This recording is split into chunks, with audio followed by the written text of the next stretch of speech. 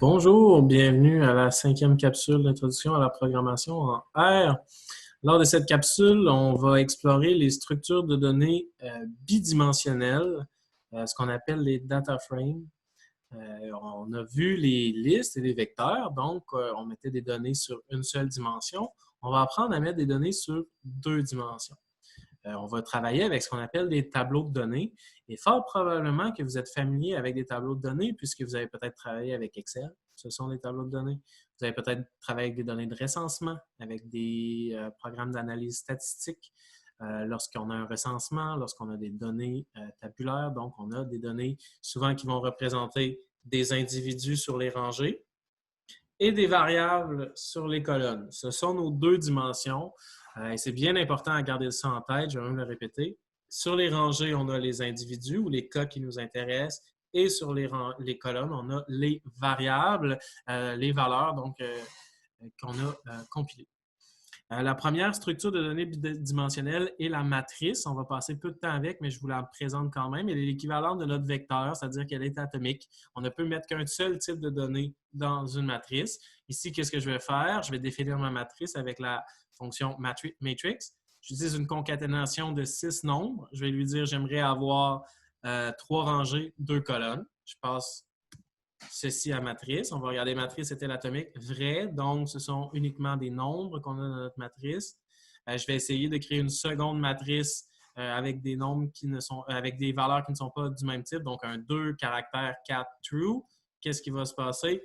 Elle est atomique. Je suppose que vous vous doutez, hein, qu'est-ce qui s'est passé? La même chose que d'habitude. C'est des caractères. Donc, ma deuxième matrice a été forcée à recevoir nos données sous forme de chaîne de caractères. Mais dans la réalité, lorsqu'on aura des données de recherche, on a souvent des variables qui sont de différentes valeurs. Par exemple, si on demande à nos individus quel âge avez-vous et de quel genre êtes-vous, bien, dans l'un, on va recevoir des nombres, on va recevoir leur âge, et dans l'autre, on va recevoir des valeurs qui sont femmes, hommes, autres.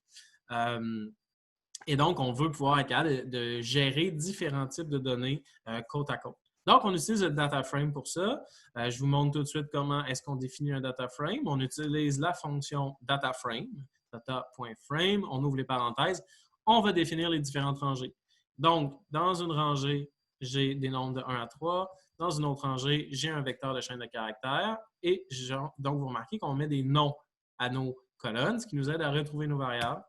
Est-ce que mon data frame est atomique? Bien sûr que non, puisque j'ai des valeurs différentes. Cependant, est-ce que ma colonne nombre, et nous reviendrons là, sur comment accéder à une colonne, mais ici, j'extrais une colonne, la colonne des nombres, est-elle atomique? Vrai, puisque, en fait, mon data frame est sous le capot une liste de vecteurs. Vous comprenez la nuance? Donc, une liste qui sont nos variables et de vecteurs et qui ont tous le même indice pour représenter un même individu, une même rangée. On va regarder un peu de quoi il en retourne dans mon data frame. Donc, c'est simple. Première rangée, 1A et ainsi de suite. Donc, nos cas et nos variables. On revient à notre script. Pour travailler avec des données, évidemment, la plupart du temps, on ne vous demandera pas de créer votre propre data frame. Parce qu'évidemment, vous ne pouvez pas inventer qu'un tel a tel âge, une telle a tel âge, et ainsi de suite. Donc, on va importer des données et je vous présente tout de suite plusieurs fonctions qui existent dans R et qui nous permettent de lire des données tabulaires. Ici, vous voyez en commentaire, j'ai mis Read Table, Read CSV. Il existe aussi Read XLSX, Read Excel. Comme vous pouvez voir, j'ai mis le package. Je ne vous le montrerai pas à proprement parler, mais je vous le dis, ça existe. Avec OpenXLSX, on peut ouvrir les fichiers Excel contemporains et vous pouvez même, lorsque vous passez votre ligne de code, là, aller chercher une feuille en particulier en définissant la feuille que vous allez chercher et il va vous le lire sous forme de data frame, tout simplement. Sauf qu'on va travailler plutôt directement avec CSV, Read CSV, qui est pour le Comma Separated Values. Et c'est une façon standard là, de traiter les données. Et vous remarquez, lorsqu'on ouvre l'aide de Read CSV, en fait, on a plusieurs fonctions qui apparaissent. On a Read Table, dont je vous ai parlé précédemment, Read CSV, Read CSV2, Read Delim. En fait, l'astuce, c'est que ce sont tous des façons différentes d'utiliser Read Table, qui est comme la fonction de base. Vous voyez, il y a tous les paramètres ici qu'on peut faire passer à Read Table. Et read CSV, c'est simplement qu'on va faire un read table, mais avec les paramètres qui sont définis ici. C'est-à-dire qu'on va lire les headers, c'est-à-dire les noms de colonnes dans notre fichier. On va les séparer par une virgule. On va mettre des guillemets lorsqu'il y aura des chaînes de caractères et ainsi de suite. Mon but n'est pas non plus d'aller trop en détail parce que les données peuvent arriver dans plein de formats, mais ce que vous savez, c'est que vous pouvez mettre plusieurs paramètres et il y a des paramètres préenregistrés selon si vous utilisez ReadCSV, ReadCSV2 et ainsi de suite. Dans notre cas, ReadCSV sera relativement intéressant pour nous. Donc, on va d'abord s'assurer que notre Working Directory soit bien défini, comme je vous l'ai présenté lors de la capsule 1. Si vous êtes encore un peu confus par rapport avec ça, je vous invite à retourner voir la capsule 1. Et on va lire un fichier que vous avez dans les fichiers que je vous ai fournis, qui s'appelle Population par arrondissement, qui sont des données que j'ai retravaillées à partir du dépôt de données ouvertes de la Ville de Montréal pour vous faire une petite démo avec des données réelles. Aussi, j'aimerais attirer votre attention à ceci, Strings as Factors. Ce sont quelques lettres et un paramètre qui ont fait couler beaucoup d'encre dans le monde des geeks de la donnée et qui est lié à la façon dont R fonctionne.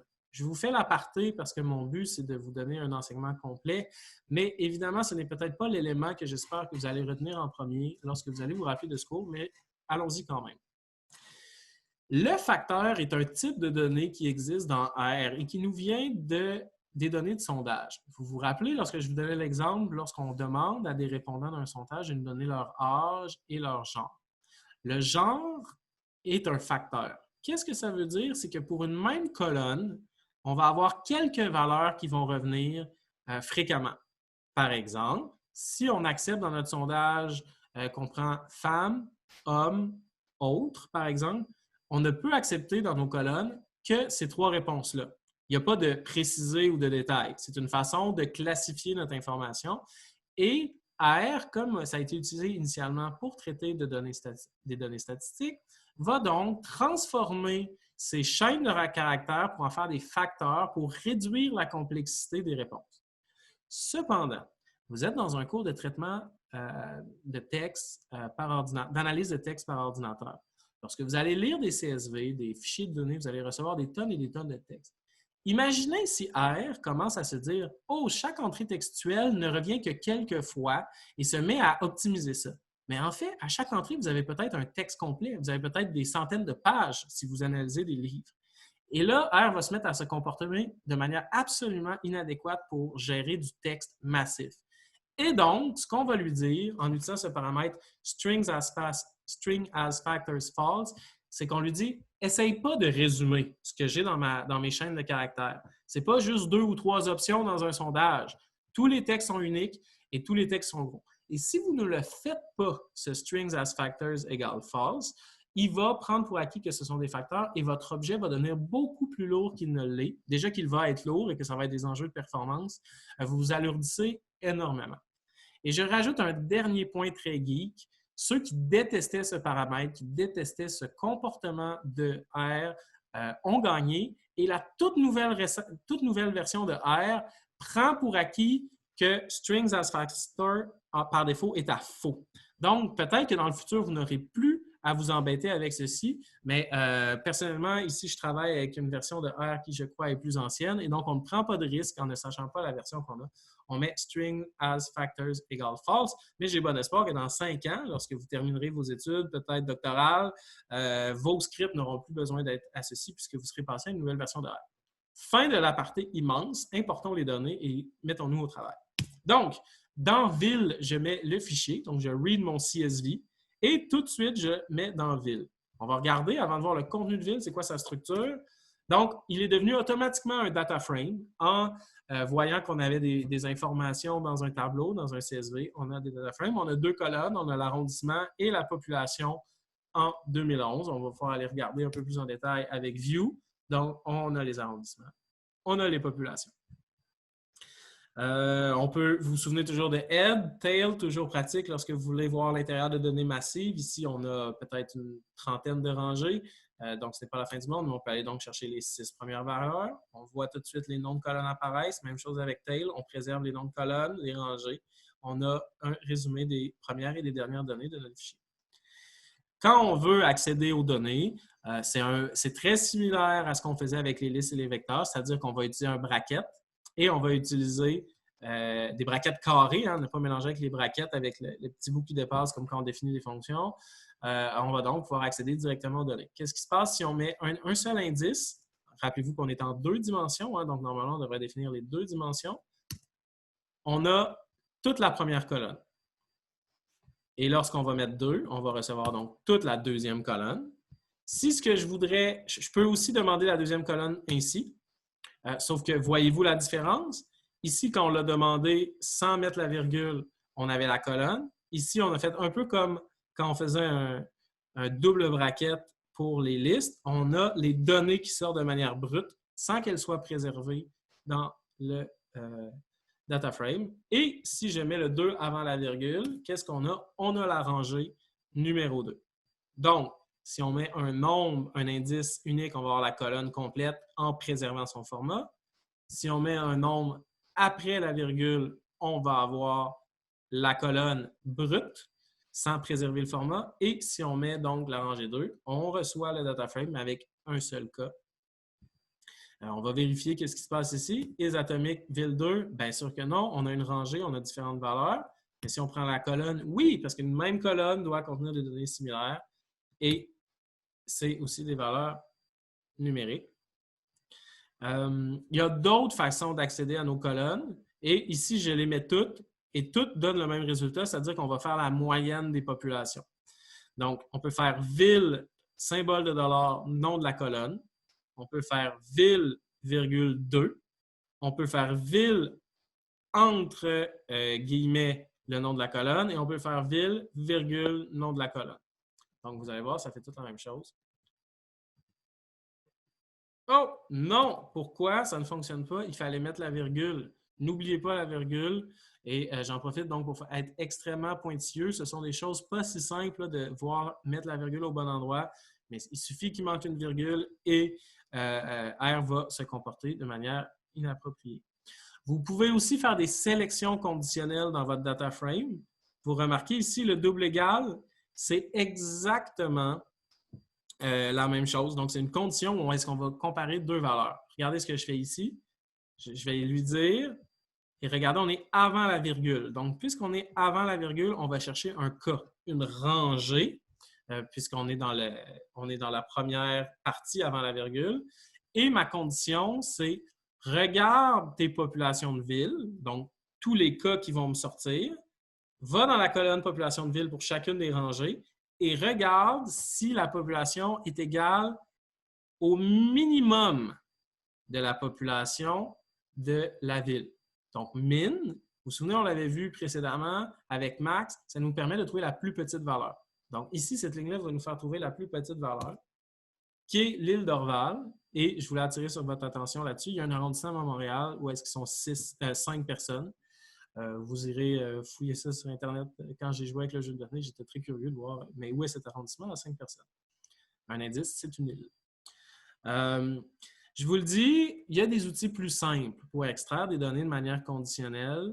La raison pourquoi je ne vous en parle pas, c'est que vous n'aurez pas besoin de faire des extractions complexes dans le cadre de ce cours-là. Mais si pour X ou Y raison, vous vous mettez à nettoyer beaucoup de données, vous vous passionnez pour R et la science des données, je vous invite à aller voir le package dplyr. Je vais vous en reparler à la toute fin du cours.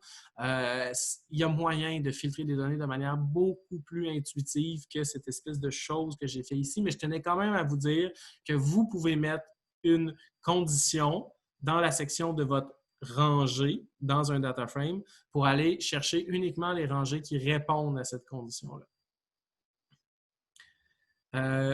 OK, maintenant, on va parler de comment manipuler les data frames. Parce que vous allez souvent vouloir modifier vos tableaux, que ce soit garder une partie des données, rajouter des données, couper des données et ainsi de suite. Et on va voir les manipulations les plus fréquentes.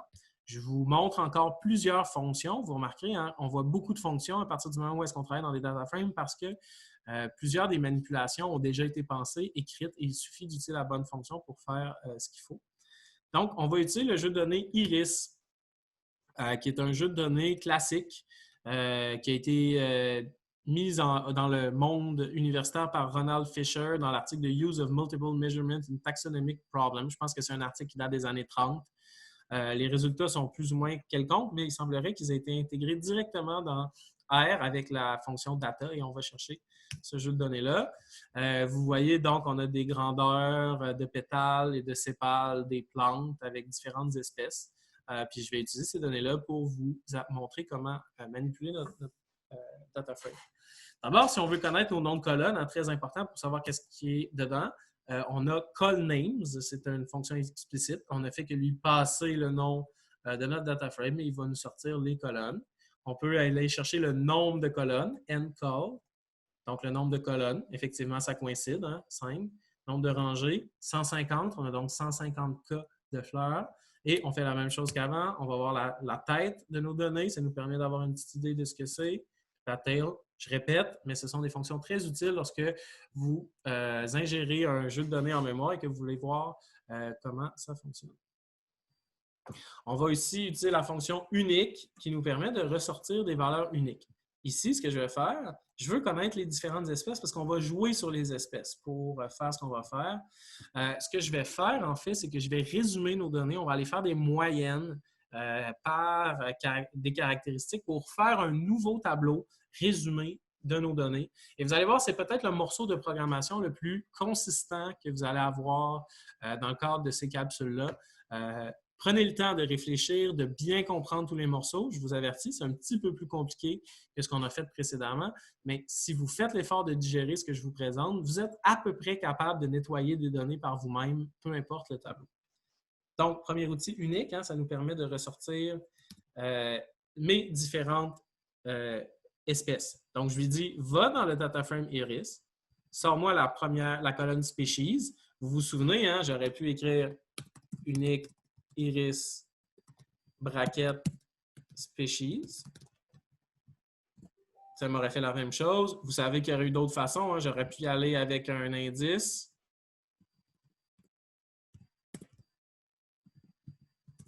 J'aurais eu les mêmes résultats. Ce sont tous des équivalents. Et finalement, je vous montre deux dernières fonctions, Save RDS et Read RDS. Ce sont deux nouvelles fonctions extrêmement importantes que vous utiliserez tout le long du cours. Essentiellement, ça vous permet de sauvegarder sur le disque vos résultats.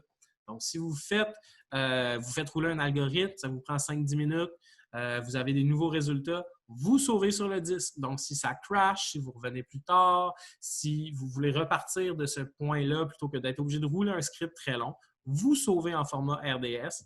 Votre objet va être sauvé directement sur le disque et ensuite, vous pouvez simplement le réimporter et repartir de là.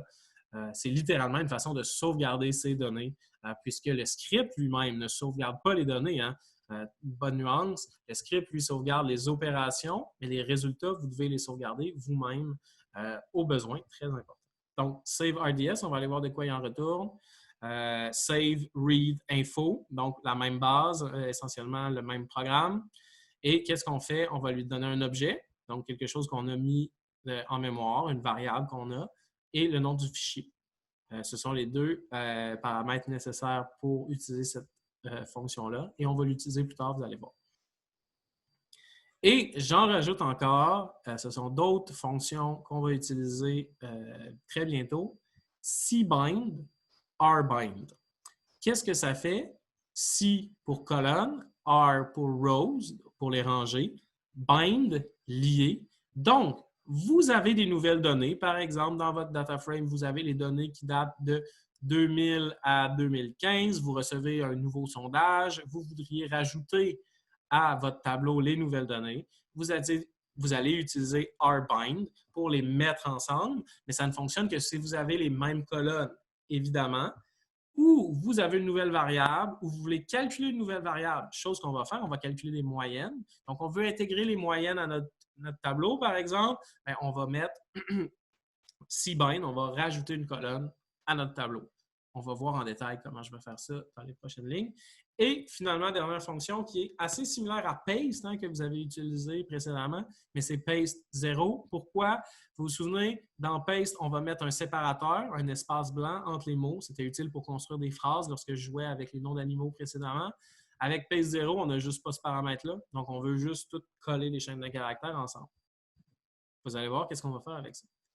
Donc, je vais d'abord, pour simplifier, je vais faire une première procédure. On va travailler uniquement avec les versicolores, les iris versicolores. Comment est-ce que je fais ça? Je vais extraire tous les iris versicolores dans un autre data frame. Qu'est-ce que je fais? Une opération conditionnelle sur ma rangée. Hein. Vous vous souvenez, vous voyez la virgule ici. Comme c'est avant la virgule, on se rappelle qu'on parle de rangée et non pas de colonne. Et je vais mettre une condition. Lorsque mon espèce d'iris est égale à la chaîne de caractères versicolore, on va donc l'extraire. Si je fais ça comme ça, et si je tape versicolore dans la console, vous voyez donc on a extrait les 50 iris versicolores. Oui, exact. Les 50 iris versicolores. Et ce que je veux, c'est faire un résumé de ces données-là en faisant des moyennes. Vous vous souvenez, mean, c'est votre première fonction que je vous ai montrée au tout début. On va l'utiliser. Et donc, qu'est-ce que je fais? Je vais lui définir donc une concaténation avec des moyennes. Donc, si je fais ça, je vais vous montrer le résultat, puis on va regarder ce que ça donne. Résumé versicolore. Et donc, on a les moyennes. On a la moyenne que j'ai définie sepal length, sepal width, petal length, petal width. Donc, on a la moyenne des données pour chacun des des variables associées à l'iris versicolore. Et on va sauvegarder. Essentiellement, tout ce procédé-là, c'était une façon de vous montrer, bon, on a des nouvelles données, on a calculé des moyennes, on aimerait les garder en mémoire. On va utiliser Save RDS. Donc, on va mettre notre résultat, le résumé versicolore, et on va y dire le nom du fichier, résumé versicolore RDS. Et regardez qu'est-ce qu'on a maintenant ici. On a le résumé versicolore.rds qui est sauvegardé sur le disque. Et donc, si on fermait R, si ça crash, si ça bug, on a au moins ce fichier-là pour reprendre là où on était. Je vous montre ce que ça donne. J'ai juste à prendre mon read RDS, on lit le fichier et on va aller regarder qu'est-ce qu'il y a dans le fichier lu. Vous vous doutez très bien que ce sont les moyennes des calculées précédemment. Donc, on va réviser bien des choses maintenant. Vous avez vu comment j'ai résumé tout ça. J'ai mis ça dans un fichier. On va refaire la chose, mais pour l'ensemble des espèces. On va utiliser bien les morceaux de programmation qu'on a vus précédemment. C'est vraiment le moment où est-ce qu'on fait le plus grand résumé. Comme je vous disais, et lorsque vous êtes capable d'intégrer tout ça, vous êtes capable de faire un traitement des données là, très intéressant. Donc, qu'est-ce qu'on va faire pour y arriver? On va se créer un data frame vide. Hein, parce que vous avez vu, on a vu la commande dataframe qu'on a utilisée au début pour créer un dataframe en exemple.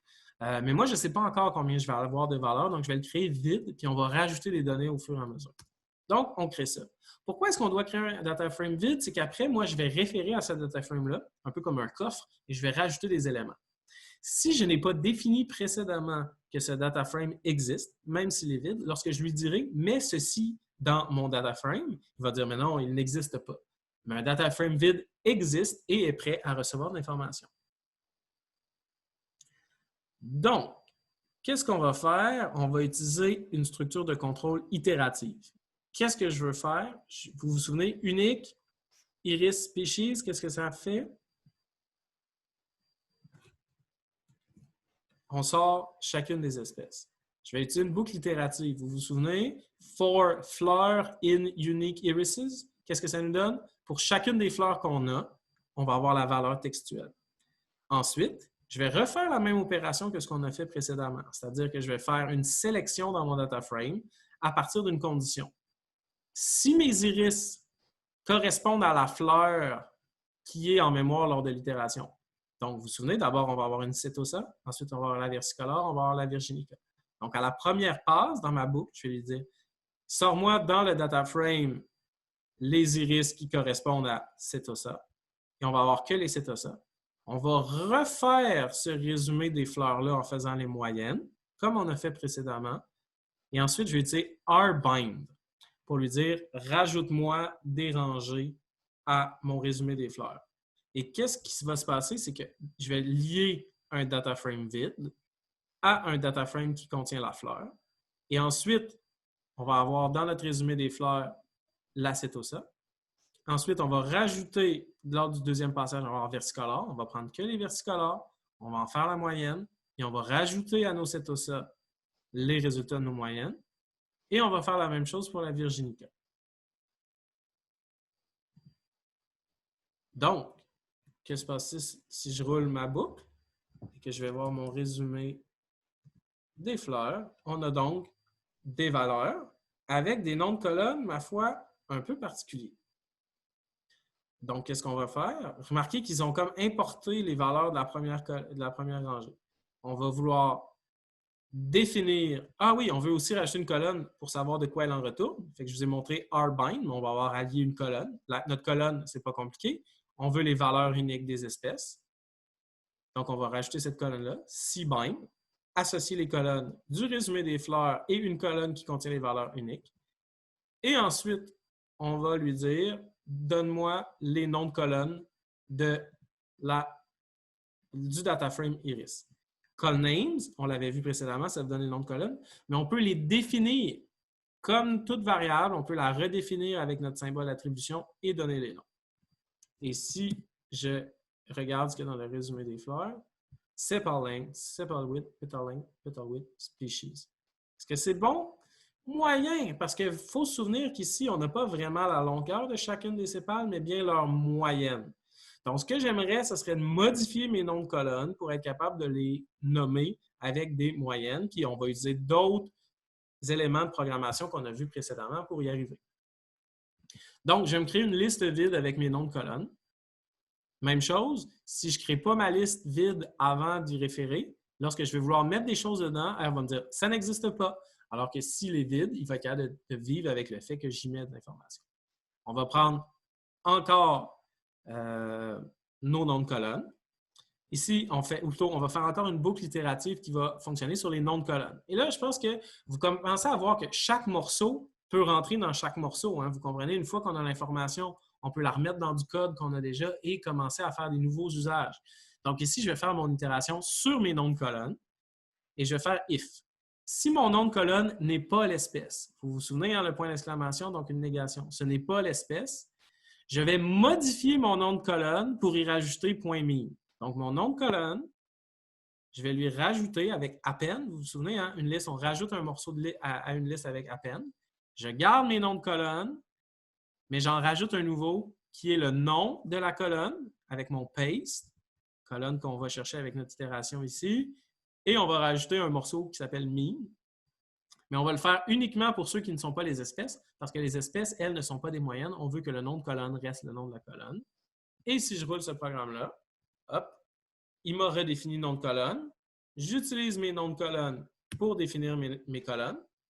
Et voilà. Qu'est-ce qu'on a? Sepal length mean, et ainsi de suite, et on a les bons noms de colonnes. Donc, on a nettoyé des données, on les a retravaillées, on a recréé un data frame. Et ce qu'on veut faire cette fois-ci, ce n'est pas de l'écrire avec RDS, mais on pourrait très bien utiliser Save RDS. On va utiliser plutôt Write CSV. On va écrire un CSV, fait comme ça, quelqu'un pourrait vouloir l'ouvrir, pourrait l'ouvrir avec Excel, pourrait l'ouvrir avec SPSS, avec NVivo, peu importe. Lorsqu'on travaille avec un fichier CSV, on est à peu près assuré que n'importe qui peut l'ouvrir avec n'importe quelle plateforme. On va utiliser donc la fonction WriteTable. Et c'est pareil pour ReadCSV. Vous vous souvenez, il y avait ReadTable, ReadCSV, ReadCSV2. Ce sont la même chose. Donc, on a des paramètres. Et ensuite, CSV nous impose certains paramètres, tout simplement, comme avec read. Et qu'est-ce que je lui fournis? Mon data frame, le nom du fichier et des noms. Et ici, je lui dis le paramètre row names false parce que par défaut, R, lorsqu'il écrit un CSV, il va écrire des noms de rangée. Et comme je n'ai pas de nom de rangée, ça va me mettre un champ vide à la gauche de mes valeurs, chose que je veux éviter. Mais ce ne serait pas catastrophique du tout si vous ne le mettiez pas. C'est juste une question de garder ça propre. Et on sauvegarde. Et vous pouvez aller voir dans le fichier ici, moyenne iris. Si vous l'ouvrez, vous allez voir les résultats qu'on a eu avec le résumé des fleurs.